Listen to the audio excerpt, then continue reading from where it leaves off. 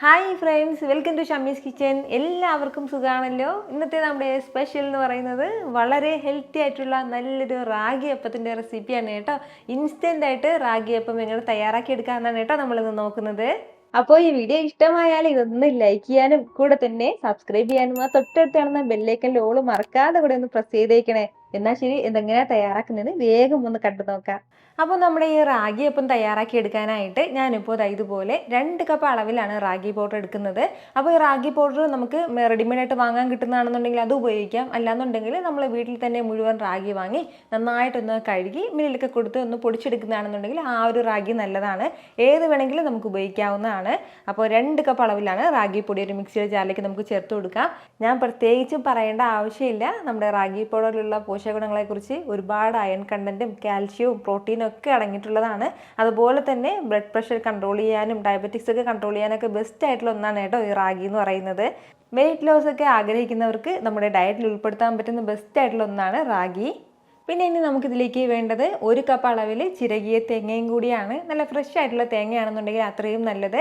അപ്പോൾ നമ്മൾ ഏത് കപ്പിലാണോ റാഗി അളന്നെടുത്തിട്ടുള്ളത് ആ ഒരു കപ്പിൽ തന്നെ ബാക്കിയുള്ള കാര്യങ്ങളും ഒന്ന് ചേർത്തേക്കണം. 1 കപ്പ് അളവിലാണ് ഞാനിപ്പോൾ ചേർക്കുന്നത്.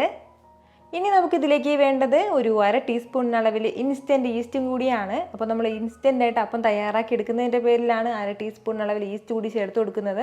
അതല്ല, ഇപ്പോൾ നമ്മുടെ അടുത്ത് സമയം ഉണ്ടെന്നുണ്ടെങ്കിൽ ഈസ്റ്റ് ചേർക്കാതെ മാവ് നന്നായിട്ടൊന്ന് അരച്ചിട്ട് നമുക്കൊരു ദിവസം സാധാരണ നമ്മൾ ദോശയൊക്കെ ഒന്ന് പുളിക്കാൻ വേണ്ടി വെക്കില്ലേ, അതുപോലെ ഒരു ഓവർനൈറ്റ് ഒന്ന് പുളിക്കാൻ വെച്ചിട്ട് പിറ്റേ ദിവസം മുതൽ നമുക്ക് അപ്പം ചുട്ടെടുക്കാവുന്നതാണ്. ഞാനിപ്പോൾ ഇൻസ്റ്റൻ്റ് ആയിട്ട് തയ്യാറാക്കി എടുക്കുന്നതിൻ്റെ പേരിലാണ് 1/2 ടീസ്പൂൺ അളവിൽ ഈസ്റ്റ് കൂടി ചേർത്തിട്ടുള്ളത്. കൂടെ നമ്മുടെ ഈസ്റ്റ് ഒന്ന് ഫെർമെൻ്റായി കിട്ടാനായിട്ട് 1 ടീസ്പൂൺ നിറയെ തന്നെ ഓർഗാനിക് ബ്രൗൺ ഷുഗറാണ് ഞാനിപ്പോൾ എടുത്തിട്ടുള്ളത്. അതല്ലാന്നുണ്ടെങ്കിൽ സാധാരണ പഞ്ചസാരയും ചേർക്കാവുന്നതാണ്. അപ്പോൾ ഓർഗാനിക് ബ്രൗൺ ഷുഗർ ആകുമ്പോൾ കുറച്ചും കൂടി ഹെൽത്തിയാണ്. അപ്പോൾ ഇതൊക്കെ ഞാൻ ഓൺലൈനായിട്ട് പർച്ചേസ് ചെയ്യാനുള്ള ലിങ്ക് എല്ലാം ഡിസ്ക്രിപ്ഷൻ ബോക്സിൽ കൊടുത്തിട്ടുണ്ട്. ആവശ്യമുള്ളവർക്ക് അവിടെ നിന്ന് ചെക്ക് ചെയ്ത് വാങ്ങാവുന്നതാണ്. ഇനി നമുക്ക് വേണ്ടത് വെള്ളം കൂടിയാണ്. അപ്പോൾ 2 കപ്പ് അളവിൽ മാവ് എടുക്കുമ്പോഴത്തേക്കും 2 കപ്പ് അളവിലാണ് കേട്ടോ നമുക്കിതിലേക്ക് വെള്ളവും ആവശ്യമായിട്ടുള്ളത്. ആവശ്യത്തിനുള്ള വെള്ളം കൂടി ചേർത്ത് കൊടുത്തിട്ട് നന്നായിട്ട് ഒന്ന് മിക്സ് ചെയ്ത് കൊടുക്കണം കേട്ടോ. കാരണം മാവാണ് നമ്മൾ ഫസ്റ്റ് ചേർത്ത് കൊടുത്തിട്ടുള്ളത്. അപ്പോൾ ആ മാവ് ഒന്ന് ഇതുപോലെ ഒന്ന് മിക്സ് ചെയ്ത് യോജിപ്പിച്ച് കൊടുക്കണം.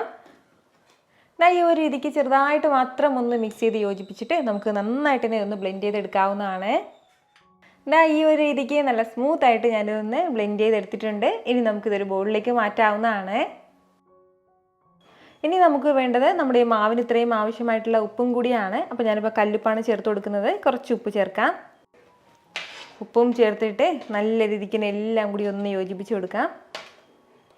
ഇതുപോലെ നന്നായിട്ട് എല്ലാം കൂടി ഒന്ന് മിക്സ് ചെയ്ത് കൊടുത്തിട്ട് ഇനി നമുക്ക് വേണ്ട എന്താണെന്ന് വെച്ചാൽ കുറഞ്ഞതൊരു 30 മിനിറ്റ് മുതൽ 1 മണിക്കൂർ വരെ നമുക്ക് ഒന്ന് റെസ്റ്റ് ചെയ്യാൻ വേണ്ടി മാറ്റി വെക്കണം കേട്ടോ.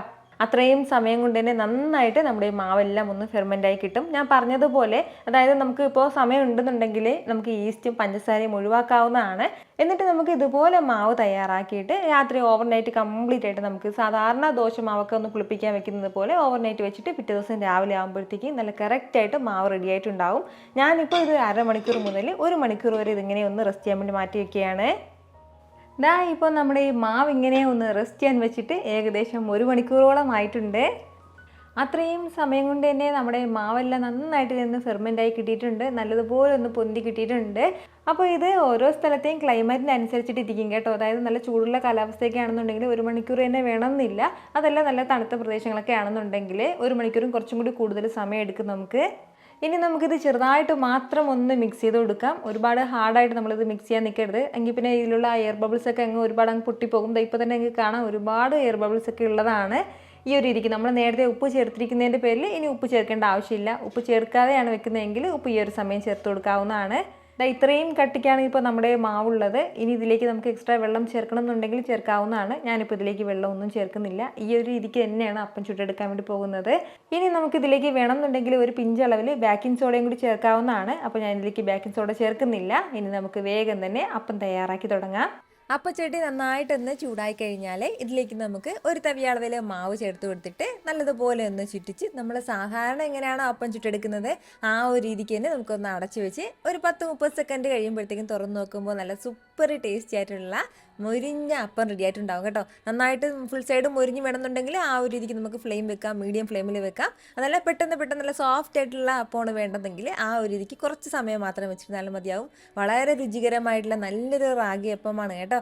എല്ലാ ദിവസവും നമ്മൾ ഒരുപോലെ അരിയപ്പം കഴിക്കുന്നതിൽ നിന്ന് വ്യത്യസ്തമായിട്ട് ഇതുപോലെ ഹെൽത്തി ആയിട്ടുള്ള റാഗി അപ്പം കൂടി ഇടയ്ക്കിടയ്ക്ക് നമ്മളൊന്ന് തയ്യാറാക്കി കഴിച്ചേക്കണം. സൂപ്പറാണ്.